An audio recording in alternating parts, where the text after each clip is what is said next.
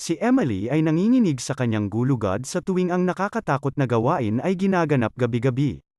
Bagamat sinubukan niyang kumbinsihin ang sarili na nasa isip niya ang lahat, naramdaman niya sa kanyang puso na may masamang naghihintay sa mga anino.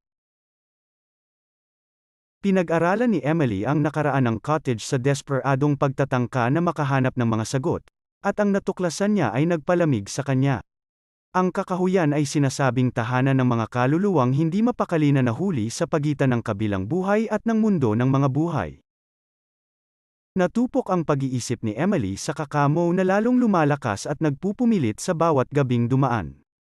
Pinahihirapan ang patuloy na presensya na nakatago sa labas ng bintana, para siyang bilanggo sa sarili niyang bahay. Pagkatapos noon, sa isang mabagyong gabi nang hinampas ng ulan at hangin ang bubong, natano ni Emily ang isang bagay na baluktot at idiniin sa salamin. Ito ay hindi